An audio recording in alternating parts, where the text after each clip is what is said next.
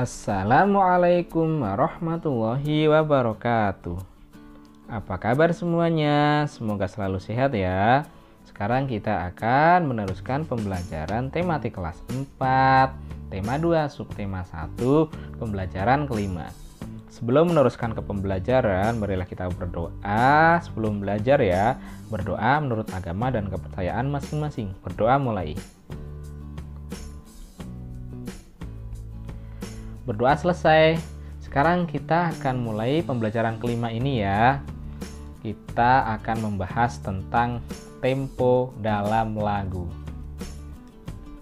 Sebelumnya kita sudah mempelajari tentang nada ya. Nada tinggi dan nada rendah. Sekarang kita akan meneruskan lagi, yaitu tentang tempo dalam lagu. Tempo lagu adalah cepat atau lambatnya lagu saat dinyanyikan.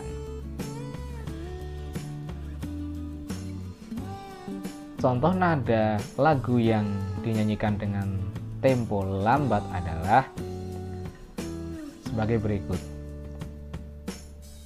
Padamu negeri. Nah, itu adalah contoh lagu dengan tempo yang lambat. Contoh lagu dengan tempo yang cepat contohnya adalah Indonesia, tanah airku, tanah tumpah darahku. Itu lebih cepat. Itu adalah tempo atau cepat lambatnya lagu. Kemudian tanda tempo lagu berada di sebelah kiri atas dalam lagu. Biasanya ada ditulisi di sebelah kiri atas itu tempo berapa itu ya. Kemudian tempo terdiri atas tempo lambat, sedang dan cepat. Jadi ada 3 ya di sini ya. Lambat, sedang dan cepat. Selanjutnya, tempo lagu berhubungan dengan syair lagunya. Untuk lagu yang semangat biasanya temponya cepat. Lagu yang tenang biasanya temponya lambat. Lagu yang sedih biasanya temponya juga lambat.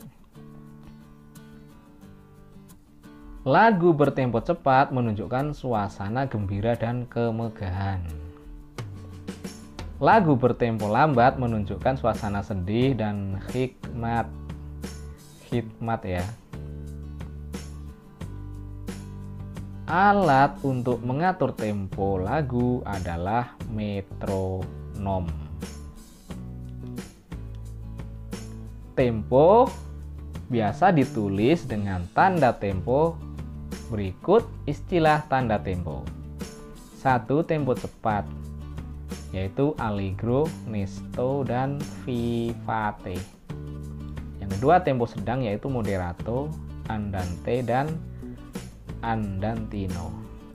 Yang ketiga, tempo lambat, yaitu adagio, largo, dan lento.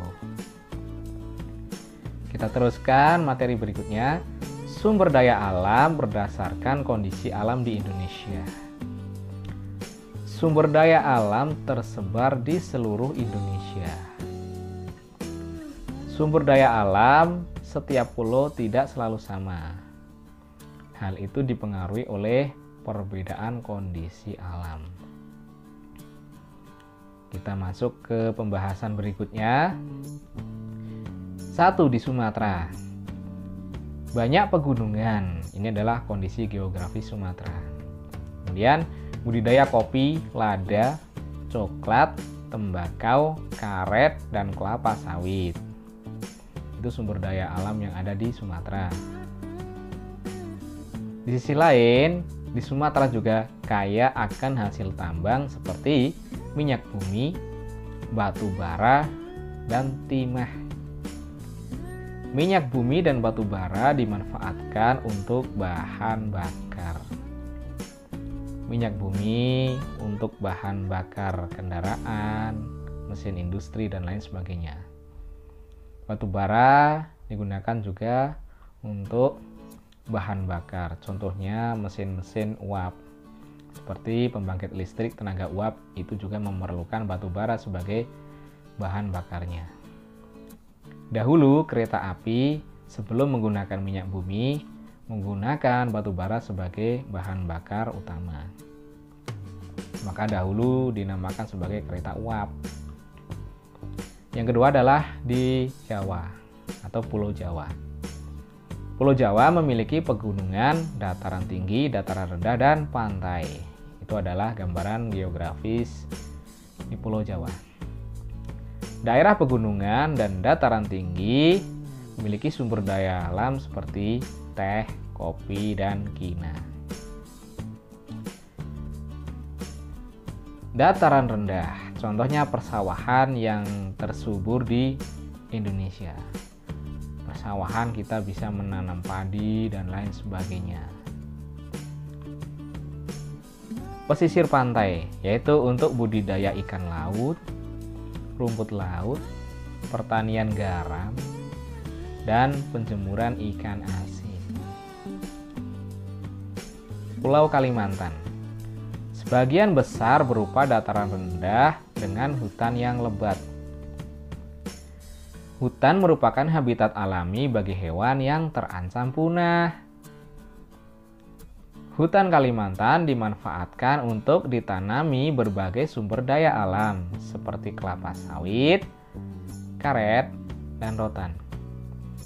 Indonesia merupakan salah satu negara penghasil kelapa sawit terbesar di dunia. Kaya akan hasil tambang seperti minyak bumi dan batu bara. Selanjutnya, Sulawesi. Sulawesi banyak menghasilkan pala dan jagung. Jagung dimanfaatkan sebagai bahan makanan, pala dimanfaatkan sebagai bumbu masakan. Sepanjang pantai Sulawesi dimanfaatkan untuk perkebunan kelapa. Banyak menghasilkan barang tambang seperti aspal. Aspal dimanfaatkan untuk pembuatan jalan raya. Berikutnya Papua. Sebagian besar wilayah berupa hutan konversi dan hutan lindung. Sagu merupakan salah satu sumber daya alam Papua. Sagu dimanfaatkan manusia sebagai makanan pokok. Menghasilkan rempah-rempah yang disukai di pasar internasional. Hasil tambang sangat beragam, seperti tembaga, emas, dan logam. Emas untuk bahan baku pembuatan mata uang dan perhiasan seperti anting, cincin, kalung, dan gelang. Itulah sumber daya alam yang ada di Papua. Selanjutnya kita akan meneruskan mempelajari materi tentang penaksiran operasi hitung dalam kehidupan sehari-hari. Hal-hal yang harus diperhatikan saat menyelesaikan soal cerita. Biasanya dalam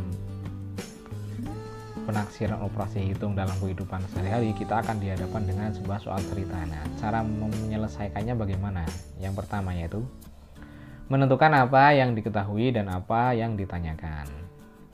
Yang kedua, merencanakan strategi pemecahan masalah yang sesuai. Yang ketiga, menentukan model matematika yang sesuai dengan masalah. Yang keempat, melaksanakan langkah-langkah penyelesaian masalah yang telah direncanakan. Yang kelima, memeriksa kembali hasil yang diperoleh apakah telah sesuai dengan yang ditanyakan pada soal atau belum.